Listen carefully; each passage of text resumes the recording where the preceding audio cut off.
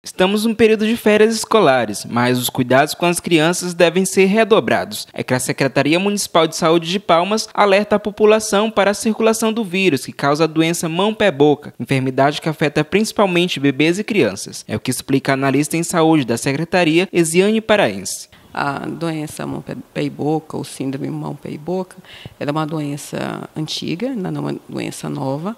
Muitas pessoas acham que ela surgiu agora, recentemente, mas existe relato desde 1958.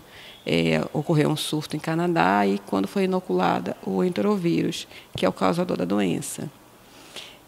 Ela atinge mais as crianças menores, né? Então, crianças de 1 ano, 0 anos, até 5 anos de idade.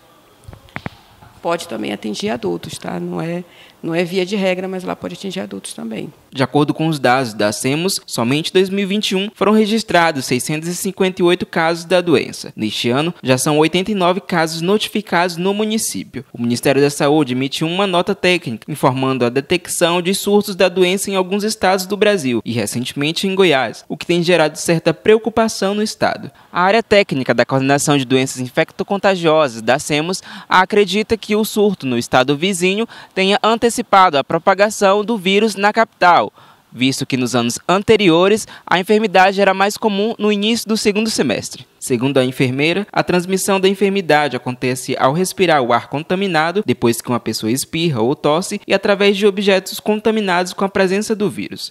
A transmissão se dá de pessoa a pessoa, né? Então, existem as lesões, né? Então, por isso que é mão, pé e boca. As lesões elas incidem na região da cavidade bucal, na mão e na boca. Ou na boca, na mão e nos pés. Então, essas lesões bolhosas elas são extremamente contaminantes.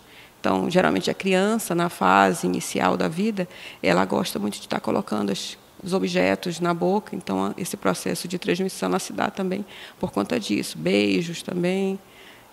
Alguns objetos de comum, né, talheres. Então, as pessoas, às vezes, começam a dar comida para a criança e colocam na boca e dá para a criança novamente, né? Então, como também é um enterovírus que está no trato digestivo normalmente de algumas pessoas, então isso pode também haver mais propagação da doença. É preciso que os pais ou os responsáveis fiquem atentos aos sintomas, pois a criança já pode apresentar a doença de 3 a 4 dias. Os sintomas eles podem ser específicos ou inespecíficos. O que são sintomas específicos? Algumas crianças ela podem apresentar febre, né? As lesões, como eu falei, na cavidade bucal, nas amígdalas, faringe, lesões na mão e lesões no pé. Aí, como as crianças elas ficam com essas lesões, elas começam a ter dificuldade para engolir o alimento. Então, elas rejeitam o alimento. Então, começa a ter dificuldade de deglutição do alimento, começam a não querer comer, aí elas podem desidratar. Como ela é um enterovírus e ele está no trato digestivo, elas podem ter diarreias, né? Então, ele pode chegar a uma fase, a fase mais complexa seria uma desidratação, né? Então, as lesões também elas podem estar nas nádegas, na região perianal também, tá? Que é onde vai ter essa eliminação do vírus também. O tratamento ele é sintomático, né? Então, baseado nos sintomas que a criança apresenta, a gente vai estar dispensando o tratamento correspondente. Então, se a criança tem febre, a gente é prescrito para a criança os antitérmicos. Se a criança tem algum processo alérgico, né, alguma lesão, então é de acordo com os sintomas. Se ela está em processo diarreico, então soro oral, então é basicamente os sintomas.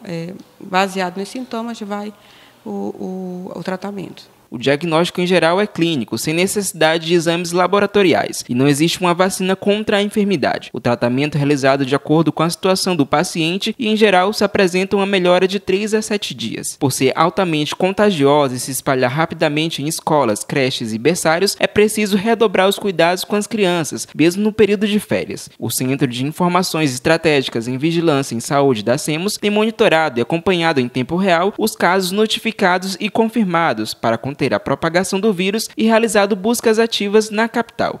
Bom, a gente começou o monitoramento, a gente tem esse monitoramento desde 2019 no município. É uma doença que passou a ser de notificação compulsória aqui no município.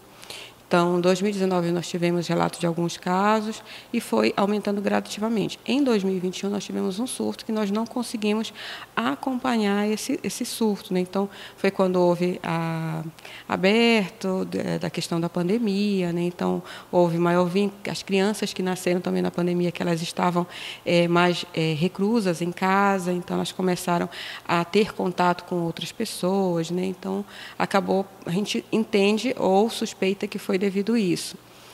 Esse ano, o que nós tivemos? Nós já tivemos um surto em alguns estados brasileiros, região sul e sudeste, já teve surto lá, e o CIEB, a nível nacional, ele já comunicou, a priori, a Secretaria Municipal de Saúde, via vigilância, né? E nós começamos o bloqueio, né?